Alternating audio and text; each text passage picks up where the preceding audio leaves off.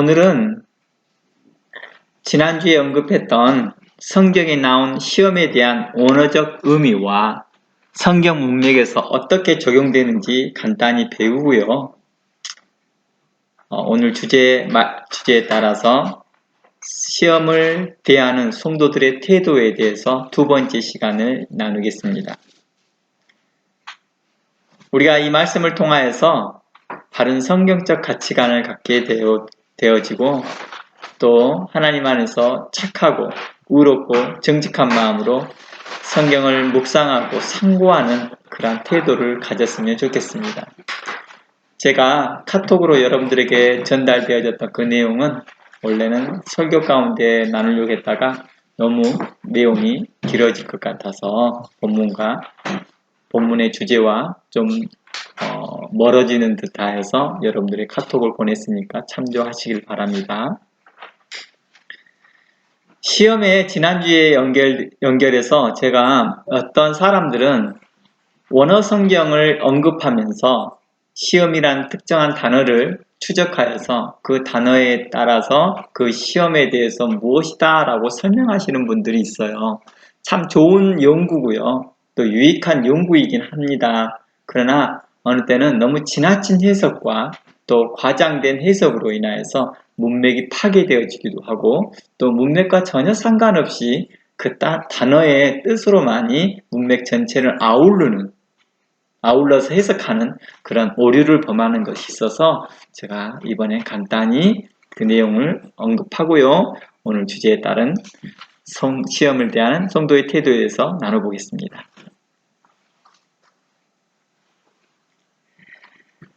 오늘 본문에서 시험이라는 단어가 나오는데요. 2절에 말한 것과 같이 2절에서 좀 우리에게 나온 본문에서 시험을 만나거든 이라는 단어가 나옵니다. 이 시험에 대해서 온전히 기쁘게 여겨라 라고 나와 있습니다. 그런데요 13절 지난주에 우리 함께 살펴봤던 13절 말씀을 보면 12절에도 나오고 13절에 나오는데 13절을 볼게요. 사람이 시험을 받을 때에 내가 하나님께 시험을 받는다 하지 말지니 라고 나와 있습니다. 어떻게 보면 두 단어가 똑같은 시험이라는 단어가 나와 있다 보니까 약간 혼란스럽기도 합니다. 시험을 온전히 기쁘게 여기라. 이것을 너희로 온전케 할 것이며 구비하여서 너희로 착한 일에 선한 일을 행하기에 온전케 한다 라고 야고보서와 또 사도 바울과 베드로를 통하여서 우리가 경험하였던 말씀입니다. 똑같은 시험이란 단어가 나왔는데 좀 뉘앙스가 좀 다르다 라고 생각하여서 언어를 추적하시는 분들이 있어요. 그러다 보니까 원어 성경을 보니까 다른 단어네? 2절과 13절이 다른 단어네? 라고 생각합니다. 그러면서 그러면 그렇지 단어가 같을 수가 없지 라고 생각합니다. 우리가 이런 부분들을 통해서 이제 언어에 대한 묘미를 갖게 되는 것이죠. 그런데 우리가 이곳에서 한 가지 생각해 볼 것이 있습니다. 그러면 우리나라 성경을 번역한 사람들은 다 헬라어를 잘 몰랐고 히브리어를 잘 몰랐을까? 어느 성경에 대해서 그렇게 무지했던 사람들이었을까? 심지어 개혁 성경을 번역했던 그 초창기에 그 번역이 시험이라 했다 할지라도 그럼 후대에 나온 성경들은 시험이 아닌 다른 단어로 쓰여져야 되나?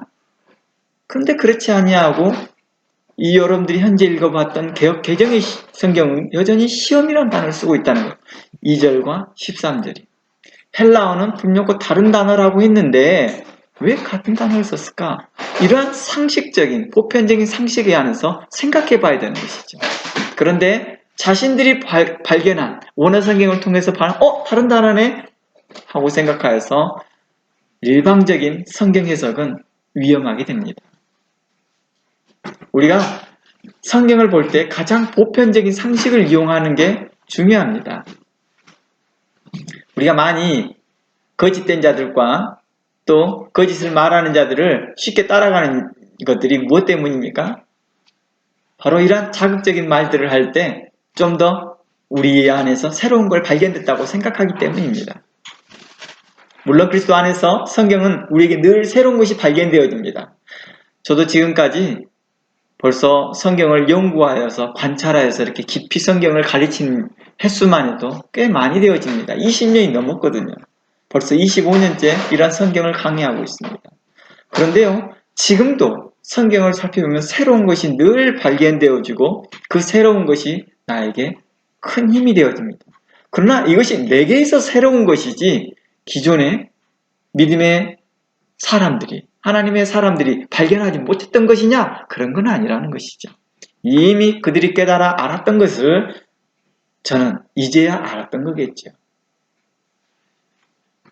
물론 그분들이 제 나이 때 알 수도 있었고 저보다 더 어린 나이에 알 수도 있었고 저보다 더 늦은 나이에 알 수도 있었건 차이는 있었겠죠.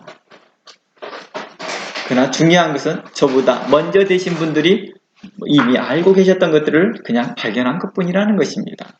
그런데 마치 이것을 큰 걸 발견한 거냐? 우리는 떠들어대는 경우가 있는데요. 우리는 이런 것을 신중해야 될 것입니다. 제가 이 성경 해석에서만 그렇지 우리가 살아가는 라이프에도 많이 그래요.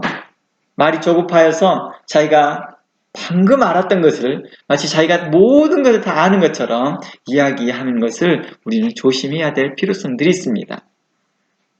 이제 다시 제가 말하려고 하는 초점에서 다시 돌아가 보겠습니다. 성경에서 2절과 14절에 나온 시험이라는 단어가 다른 것은 분명합니다. 2절에서 나온 시험은 헬라어로 페이라스모스라고 합니다. 이것을 시련 또는 테스트라고 합니다. 영어에서는 이것을 뭐라고 말할까요? 트라이얼이라고 하나요? 시련이라고 표현합니다. 그리고 테스트라고도 표현해야 되겠죠. 그래서 여러분들이 영어 성경을 보면 그렇게 번역되어진 성경들이 있어요. 이곳에서 또다시 13절을 보면 13절에는 헬라어로 페이라조라고 합니다.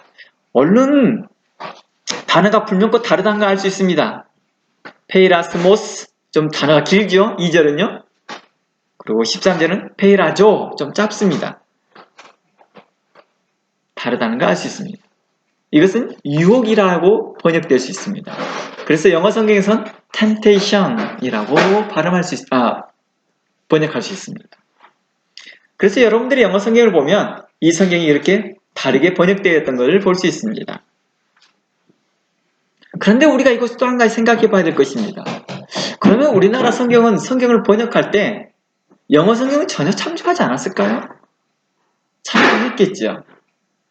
참조했음에도 불구하고도 왜 많은 성경들은 지금까지도 그것을 동일하게 2절과 13절은 시험이라는 단어를 똑같이 썼을까요?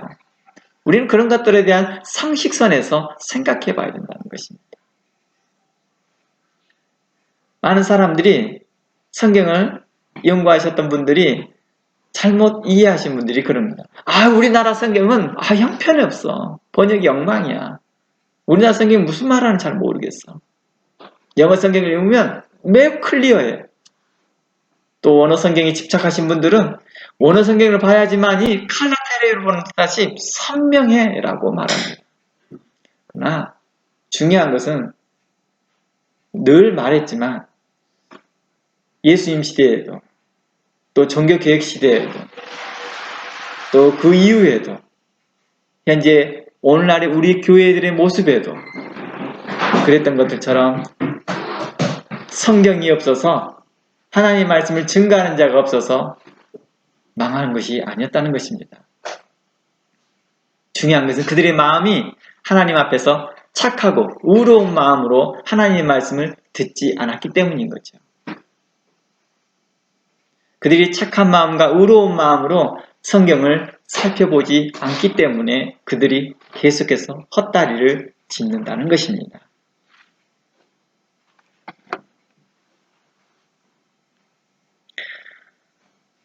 불명구 두 단어가 달라요. 그래서 많이 그렇게 생각할 수 있지요.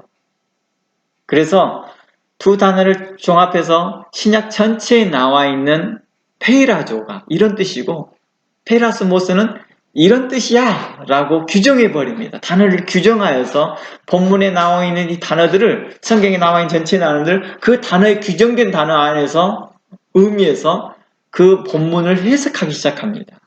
그러다 보니 문제점들이 발견됩니다.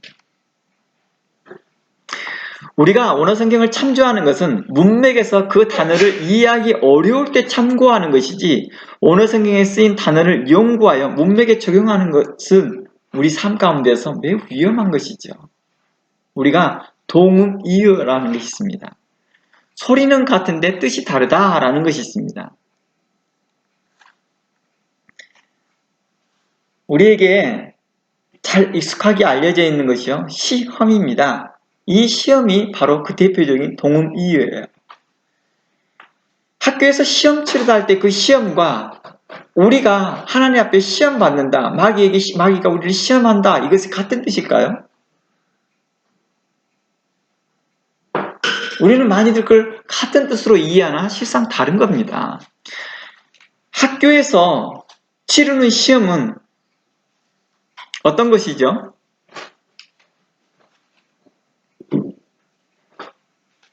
어느 그 사람의 능력의 평가가 어느 정도인지를 알고자 하는 것이잖아요. 시험에 들게 하지 마옵소서. 신학교 때 시험 치는 시간에 신학생들이 장난삼아서 이런 기도합니다. 교수님, 우리가 그렇게 기도하지 않습니까? 시험에 들지 말라고 주님께서 가르쳐주는 기도를 하는데 왜 우리에게 이런 시험을 주십니까? 동음이어예요. 같은 뜻이 아니라는 거예요. 메타포적인 입장에서 이런 의미인 거죠. 목사님, 교수님, 왜 우리에게 이런 시험을 주십니까? 예수님께서는 우리에게 시험을 들지 말라고 했는데, 라고 한 것은 시험의 테스트를 말하는 의미보다도 시험이라는 그 자체를 놓고, 우리가 그것 때문에 시험 들라고 그래, 이런 뜻으로 이해되는 거죠. 메타포적인.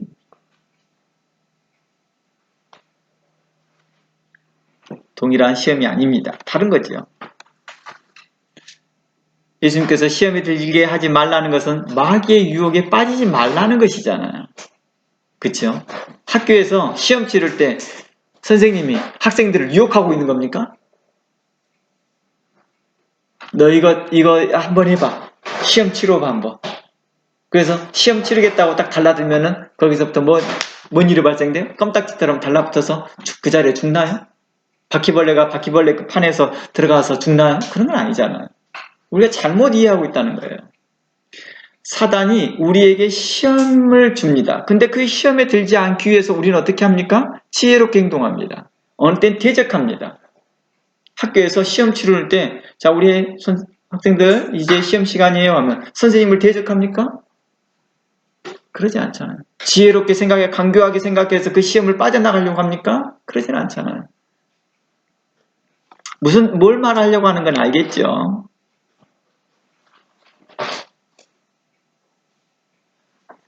문맥에서 뭘 의미하냐를 찾아보는 것입니다.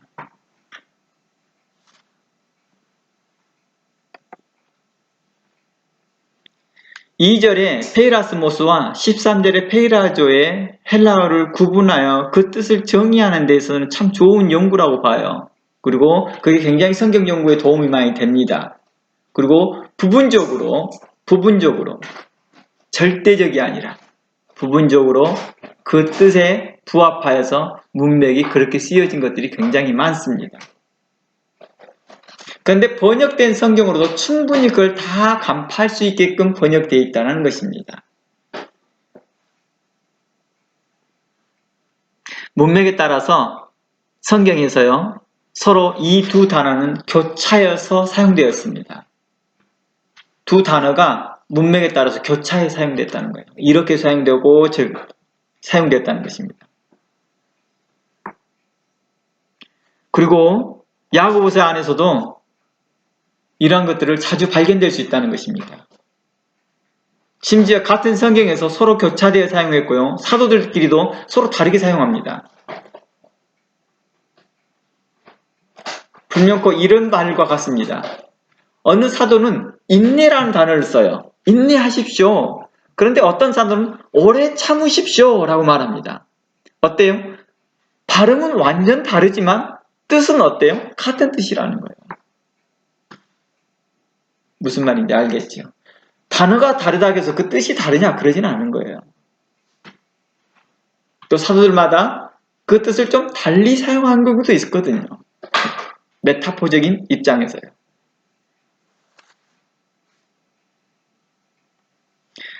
그래서 야고보서 문맥에서 이 두 단어가 어떻게 교차되어 사용되어졌던 문맥을 절대 넘을 수 없다는 것입니다.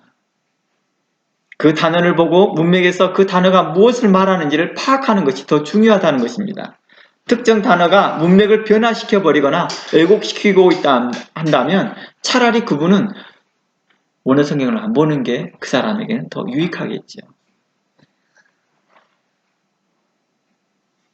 그러므로 우리가 성경을 상고할 때 맥락을 이해하고 본문 전체를 이해하는 데 집중을 해야 됩니다.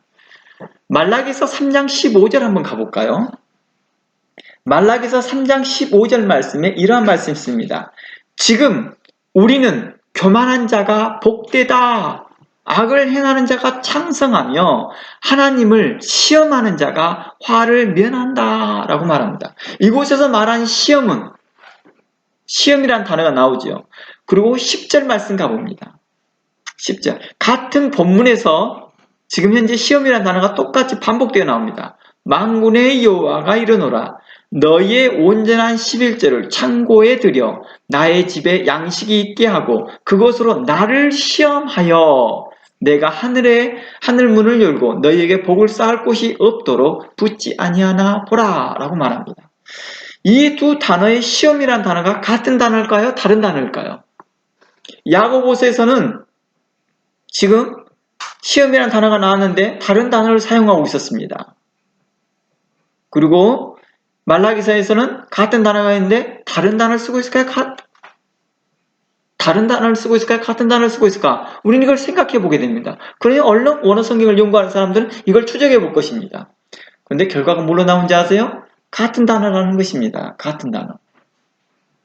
하나님을 시험하지 말라 라는 의미에서 말라기 3장 15절에서는 시험이란 단어를 썼고 말라기 3장 10절에서는 시험해봐라 하나님이 직접 말씀해 보면 또 이 단어도 같은 단어를 쓰고 있다는 것입니다. 그러므로 우리가 성경을 살펴볼 때 문맥을 살펴보는 것이 중요하다는 것입니다.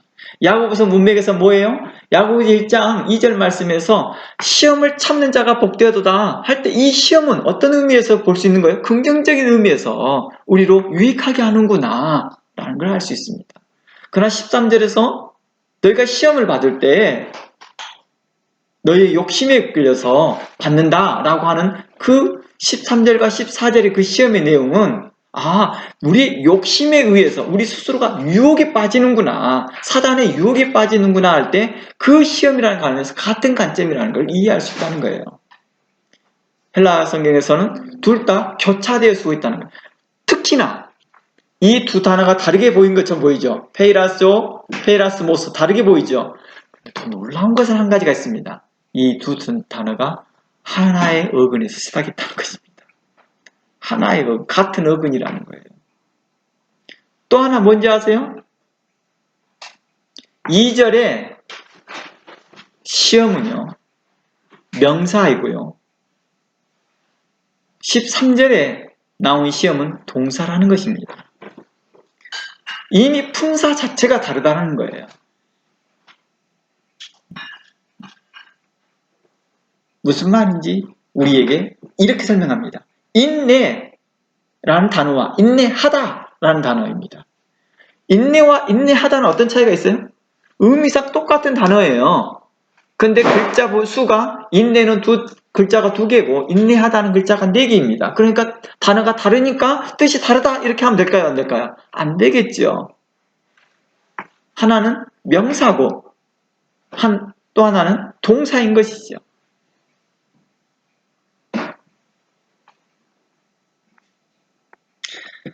여기까지 우리가 오늘 성경을 보거나 다른 성경을 볼 때 가장 중요한 것은 문맥이에요. 문맥을 벗어나서는 그 어떤 것도 말해서는 안 된다는 것입니다. 헬라어 교수님이 와서도, 헬라어 박사가 와서 말한다 하죠. 문맥에 벗어나는 것은 합당하지 못하는 거예요. 저도 어떤 헬라어 교수님이나 히브리어 교수님이 그런 말을 하면 저도 그렇게 말합니다. 억지를 부리면, 교수님, 저도 헬라어 가르쳤습니다. 저도 신학교에서 3년간 헬라어 가르쳤고요. 히브리어도 가르쳤습니다. 심지어 저는 헬라어 성경으로 성경을 번역하였고 요한복음을 번역했거든요. 조금 번역했었고 창세기, 히브리어로 창세기를 조금 번역했습니다. 그리고 중단했던 이유가 번역하면 할수록 우리나라 개혁성경이 그렇게 번역이 잘 됐다는 것을 알게 되었습니다. 제 수준으로는, 제 능력으로는 개혁성경을 넘지를 못하겠더라는 거예요. 물론 약간의 그 뉘앙스적인 것을 보충할 수 있는데 그것은 제가 안 하더라도 이미 영어 성경이 다 정리되어 있더라는 거예요. 영어 성경이 잘 번역되어 있더라는 거예요. 영어 성경만 보더라도, 아니 우리나라 성경 중에서 다른 두 종류, 세 종류 성경만 비교해 보더라도 쉽게 관찰될 수 있다라고 말하는 것입니다. 이미 많은 믿음의 사람들이, 의의 사람들이, 하나님의 사람들이 많은 수고와 노력으로 번역된 성경들이 있으니 그 성경을 참고하시길 바랍니다. 그리고 오늘 성경은 참고용으로 살펴봤으면 좋겠다라고 말하는 것입니다. 이제 다시 본문의 초점으로 돌아가 보겠습니다. 그럼 본문에서 13절에서 말하고자 하는 시험에 들게 하지 말라, 자신의 욕심이 시험에 들게 했다라는 그 13절의 내용을 우리 한번 살펴보려고 합니다. 하나님은 그 누구도 시험하지 않는다라는 관점이겠죠. 우리는 계속해서 자기 자신이 시험에 빠질 때마다 하나님이 나를 시험해 라고 착각하는 자들에게 대하여서 해당되는 말씀이었던 것이죠. 자신의 욕심과 자신이 하나님 말씀을 듣지 못한 둔한 귀와 자신이 지혜롭게 행하지 못했던 그 지혜롭지 못한 그 태도를 가지고 있으면서 시험을 받으면서 내가 하나님께 시험을 받아요 라고 하는 자들에게 대하여서 하신 말씀이라는 거예요. 우리 그런 거 있어요. 아이들이 엄마 아빠에게 혼을 합니다. 그러면서 이렇게 말을 해요. 아유, 엄마 아빠는 왜 날마다 혼내요? 이렇게 말합니다. 근데 이건 생각 안 해봅니다. 왜 그들이 혼나지 않도록 지혜롭게 행동하지 않았을까? 이거에 대해서는 반성해 본 경우 없다는 거예요. 그러면서 이렇게 말합니다. 우리는 늘 부모님께 혼납니다. 우리가 잘 되라고 그런 거겠죠. 실상 자신이 어리석음에서 그렇게 혼나는 것을 인지하지 못하면서 말합니다. 이게 좀 비유가 적절했는지 잘 모르겠습니다. 우리가 마치 그렇더라는 것입니다.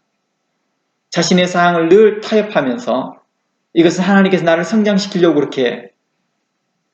그러나 하나님 나를 성장시키게 하려고 했다는 것다는 의미에서는, 포괄적인 의미에서 맞을지는 모르나 세심한 의미에서는 이렇게 말해야 됩니다. 세부적인, 그것은 너가 회개하기를 바라는 거야. 너가 돌이키기를 바라는 거야. 마태복음 6장에서 시험에 들게 하지 마옵소서라고 하는 것은 유혹에 빠지지 말라고 하는 그 단어인데, 그 시험을 받아서 들어가면서 그 마귀에게 유혹받고 있으면, 시험받고 있으면서 하나님께 나를 성장시키려고 합니다. 어리석은 행동이죠.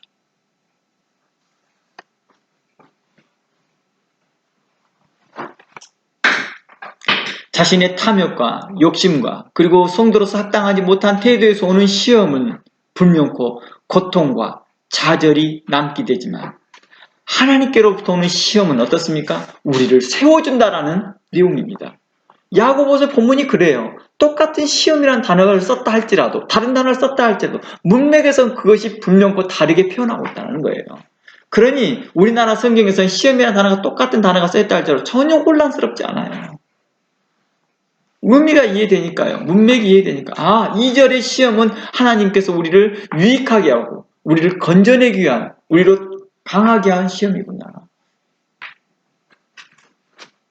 우리 아이들에게요, 듀티를 맡깁니다. 이거 해라, 저거 해라. 그러면서 그 아이들이 뭐합니까? 이를 통하여서요, 계속해서 자신들의 리더십을 키워가고 자신들이 해야 될 역할들을 하고 책임감을 갖게 되고 자신들이 성실감을 배우게 됩니다. 나태함을 잃어버리게 하고요.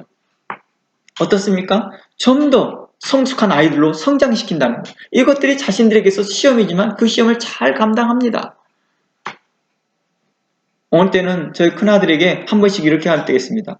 한 번도 잘 안 해보았던, 익숙하지 않았던 일인데도 한 번 가서 잔디 한번 깎아볼래? 그러거든요. 잔디를 깎아요. 그리고 그 잔디 깎는 것에 대해서 익숙하지 않기 때문에 울퉁불퉁하게 자릅니다. 그리고 난 후에 말해줍니다. 이렇게 자르고 저렇게 자르고 저렇게 자르고 이렇게 자르면 부드럽게 잘라진단다. 그걸 통하여서 뭐랍니까? 그 고난과 시련이 자신을 좀 더 원숙한 사람으로서 만들어간다는 것입니다. 그러나 사단은 그렇게 하나요? 사단이 우리를 원숙하게 하기 위해서 우리를 시험하나요? 사단이 우리를 좀 더 성숙하게 하기 위해서 우리를 훈련시키나요? 물론 악한 자는 악한 자를 더 훈련시키기 위해서 그렇게 하기는 합니다. 악한 자는 악한 자를 더 훈련시키기 위해서. 그래서 그런 거 있잖아요. 우리 영화 같은 데 보면요. 나쁜 사람들은요, 좋은 사람을 데리고 행위가 자기 쪽에 있다 할지라도요, 그 사람을 나쁜 사람 만들기 위해서 범죄 함께 연루시키게 하지 않습니까? 하나님은 우리를 하나님의 사람으로 온전케 한다면 사단은 사단의 사람으로 자신의 것으로 만들려고 하겠죠. 성도에게 시험에 들게 하지 말라라는, 들지 말아야 될 이유가 바로 악한 자에게 꾀임에 유혹되지 않아야 되기 때문입니다. 하나님께서 우리에게 시험을 주시는 것은 심지어 우리에게 피할 길까지 내어준대요. 우리 자녀들에게 그러거든요. 저희들도. 아이들에게 무슨 타스크를 만들어 놓고 못하면 계속해서 가이드 역할 힌트를 주거든요. 힌트를 계속해서 주면서 그 일을, 타스크를 완성시킬 수 있도록 하거든요. 잔디 깎아 놓고 아무 쳐다보니까 끝까지 반듯하게 깎을 때까지 기다리지 않거든요. 계속 팁을 주고 이렇게 깎아라 저렇게 깎아라 알려주거든요. 하나님은 우리에게 그러시더라는 것입니다. 하나님은 우리에게 늘 그렇게 말씀하십니다. 그런데 우리는 어떻습니까? 설교를 듣다가도 시험에 듭니다. 신앙생활하다가 시험에 듣습니다. 교회생활하다가 시험에 듭니다. 가정생활하다가 시험이 듭니다. 이유가 뭘까요? 자신이 의롭지 못하기 때문이죠. 자신이 지혜롭지 못하면서 오는 것들이 있습니다. 하나님 말씀을 듣기는 들어도 깨닫지 못하고 알지 못하고 보지 못하고 그것을 다 누구 탓으로 해요? 다른 사람의 탓을 한다는 거예요. 우리 부모님은 날마다 나에게 잔소리만 해. 우리 부모님은 날마다 나에게 야단만 쳐. 자신이 해야 될 역할들은 전혀 하지 않으면서 아직 그런 사람들과 있다는 것입니다.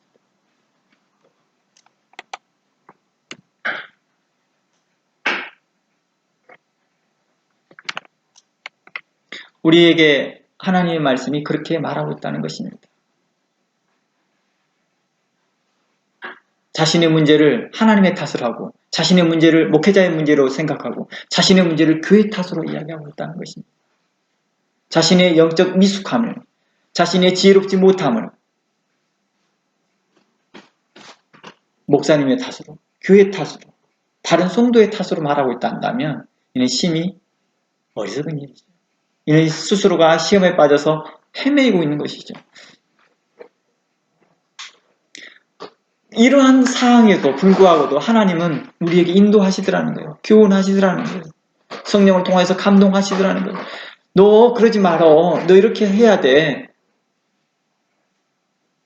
라고 계속해서 언지를 줍니다. 그럼에도 듣지 않으려고 할 때, 그럼에도 밝히지 않을 때는 하나님께서는 참 답답해 하시더라는 것이죠. 그러므로 우리는 어떠한 삶을 살아야 될까? 모든 시험에 대해서 우리는 겸손히 하나님을 바라보며 그 뜻이 무엇인지를 알면서 지혜롭게 의롭게 행하도록 우리 스스로가 하나님 말씀을 상고하는 훈련이 필요하다는 것입니다. 저는 뿐만 아니라 모든 하나님의 말씀을 가르치는 하나님의 사람들은요, 모든 지혜가 성경에 있다고 말합니다. 모든 지혜가 성경에 있다.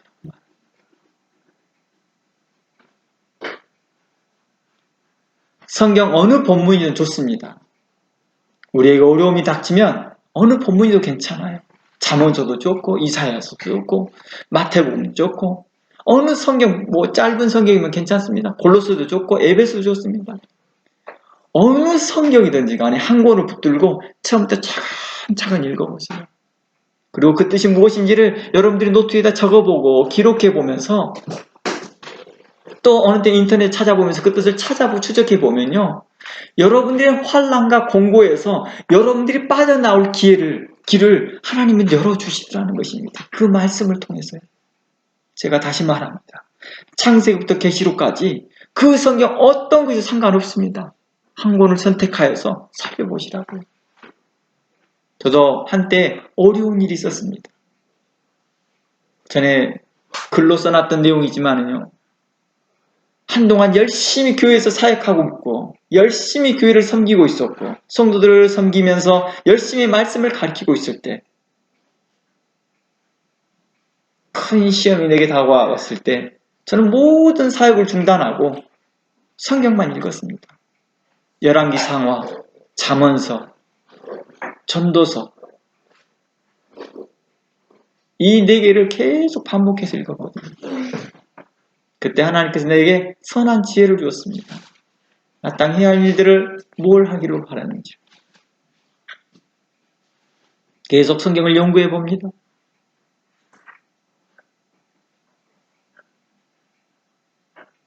하나님께서 놀랍도록 우리에게 하나님의 말씀을 주셨는데도 불구하고도 그 성경을 말씀을 묵상하고 연구할 수 있도록 우리에게 일반 은총으로 다 학교 다니시게 해놨잖아요.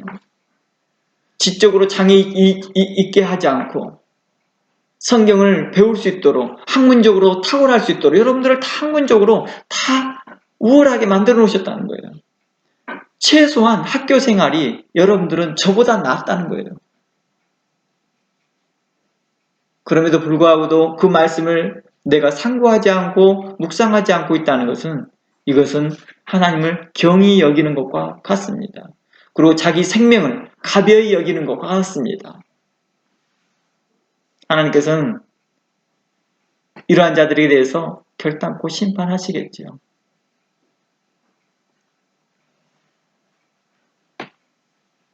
우리가 내게 오는 그 시험을 대하여서 왜 무슨 뜻인지 알고 싶어요?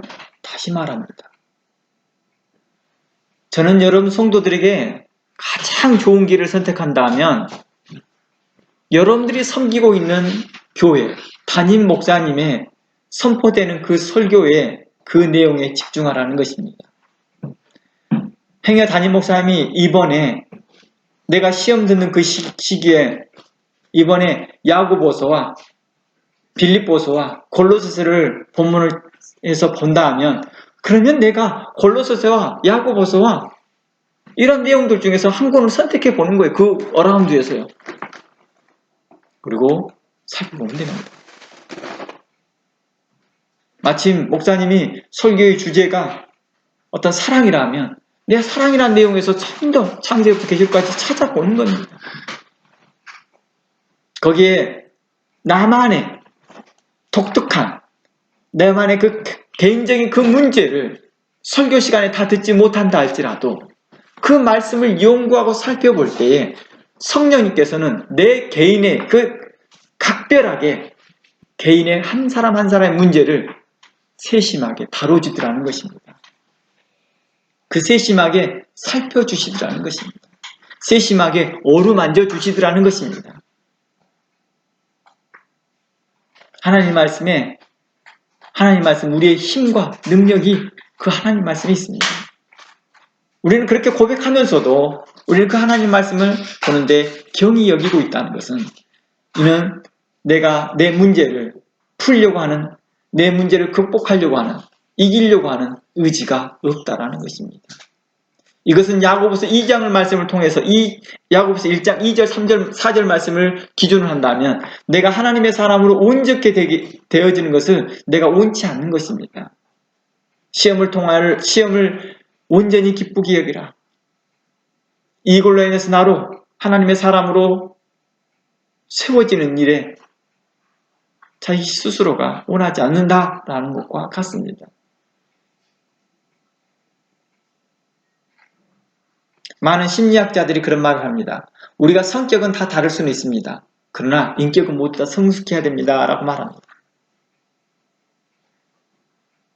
제가 이 말을 이렇게 봅니다. 우리가 성격이 다 다를 수 있죠. 그러나 그 성격 다르다 할지라도 우리는 그 인격이라는 것이 성숙하면서부터 자기 성격을 제어하고 통제하면서 뭘 하고 수 있어요? 상대방에 대해서 우리의 존중감을 나타낼 수 있다는 것입니다.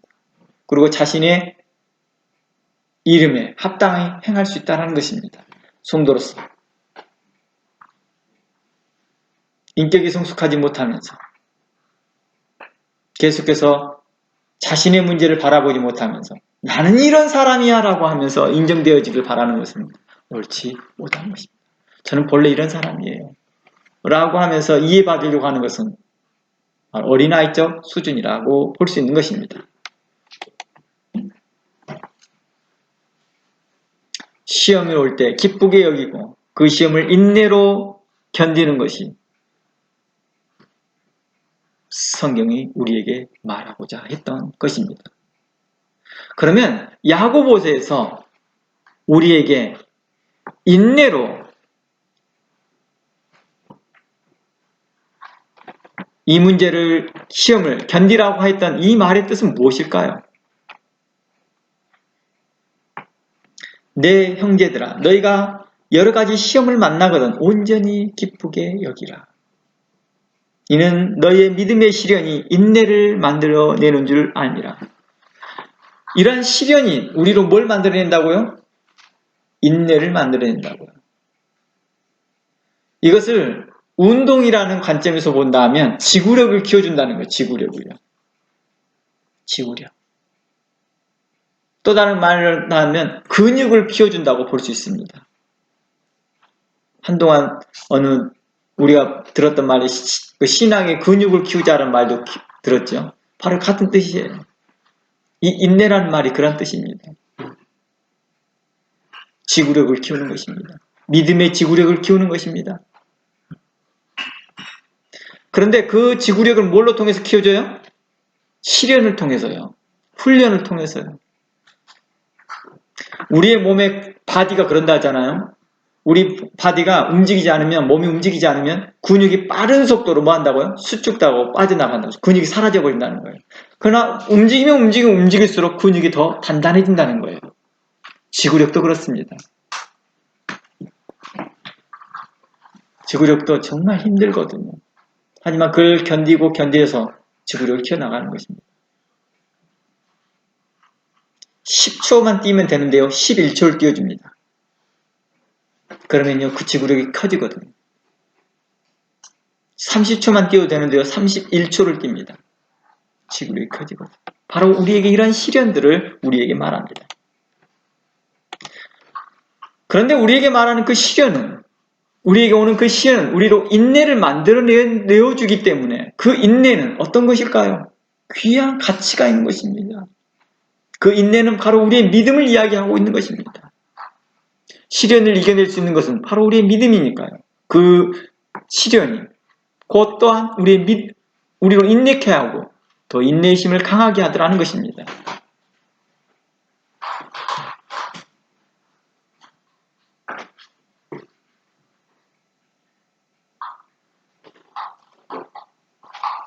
우리가 오는 그 시험이 올 때 우리가 그 인내의 힘을 갖는 그런 훈련들이 우리에게 꼭 필요한 부분들은 시련이 없고 인내만 하려고 하면 어떤 현상이 벌어져요? 자주 페일을 하게 되는 거예요. 그건 억지로 참는 거죠. 인내는 억지로 참는 게 아닙니다. 참아지는 힘이 있어서 참는 것입니다. 인내는요, 억지로 참는 걸 참는다고 하지 않고 참을 수 있는 힘이 있는 상태에서 참는 것을 인내라고 말합니다.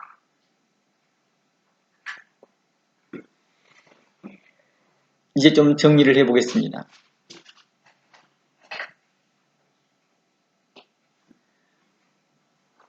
하나님께로부터 오는 시험은 우리를 어떻게 한다고요? 우리를 건강하게 합니다. 하나님의 사람으로 세웁니다. 하나님의 온전한 사람으로 세우고들하는 것입니다.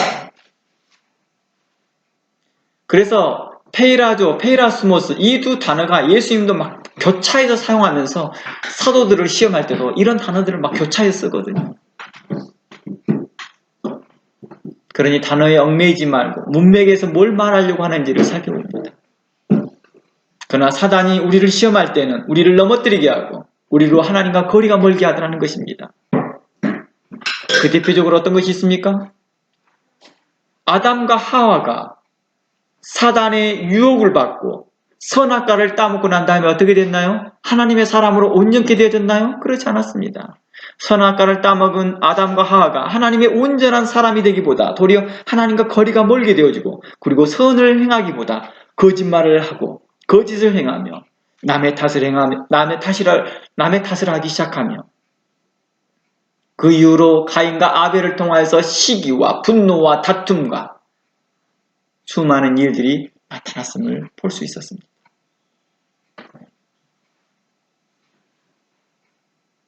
그러므로 우리에게 시험이 올 때에 우리는 그 시험을 믿음에서 기반하여서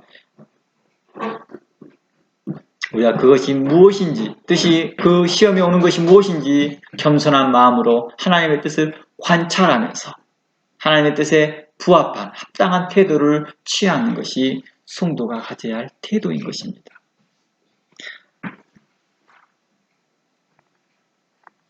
우리가 무조건 참고만 있다고 해서 그것을 시험을 잘 이겨내는 것이 아니라 인내심은 많은 시련을 통해서 만들어져서 그 시련의 인내는 바로 견딜 수 있는 힘이 내재되어 있다는 것입니다.